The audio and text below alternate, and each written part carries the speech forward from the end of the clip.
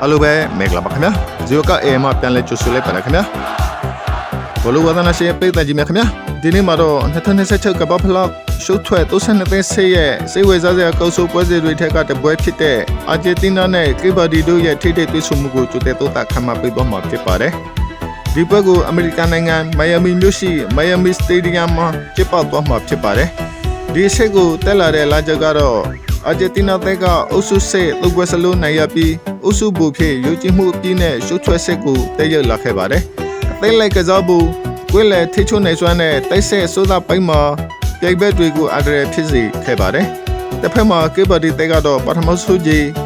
ကပဖလာဝဲခွေရရှိပြီးနောက်အုပ်စုစစ်မှာ၃ပွဲဆက်တရကစားကတမိုင်းတွင်ရှုပ်ထွက်စစ်ကိုတက်ရောက်လာခဲ့ပါတယ်သူတို့ရဲ့စီကံရှိတဲ့ခါစင်းနဲ့ရှုံးမပေးတဲ့စိတ်ဓာတ်ကချီးကျူးစရာကောင်းပါတယ်အာဂျင်တီးနားနဲ့ကေဘာဒီတို့ဟာအကြီးတန်းနိုင်ငံသိမ်းဆင်းမှာပထမဆုံးကြိမ်တွေ့ဆုံကြတာဖြစ်ပါတယ်ဒါကြောင့်ဒီပွဲဟာတမိုင်းဝင်တွေ့ဆုံမှုတပွဲလည်းဖြစ်ပါတယ်အာဂျင်တီးနားရဲ့အသာချက်ကတော့ကွင်းလန်ဖတ်သိမှုဘောလုံးပိုင်ဆိုင်မှုနဲ့တိုက်စစ်ပိုင်းအရေးသွေးမြင့်မားတာဖြစ်ပါတယ်တွေ့ကြုံတဲ့နေ့စဉ်နဲ့ပိုင်းမှာလည်းအပါစီရထားပါတယ်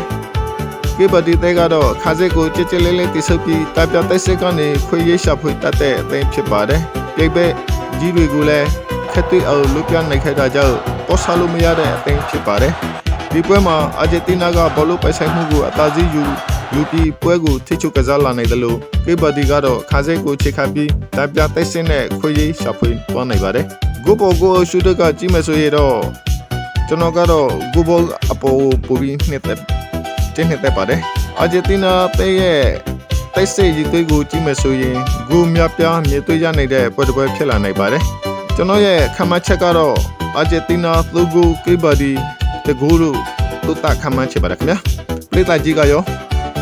အာဂျင်တီးနားရဲ့လွယ်တကူလက်သက်ဆက်တက်နိုင်မယ်လို့ထင်ပါသလားဒါမှမဟုတ်ကေဘာဒီကနောက်ထပ်တမိုင်းရေးထိုးနိုင်မလားဆိုတော့ကိုကွန်မန့်မှာမိတ်ဆွေတို့ရဲ့ခန့်မှန်းချက်တွေကိုရေးပြခဲ့ကြပါဦးခင်ဗျာ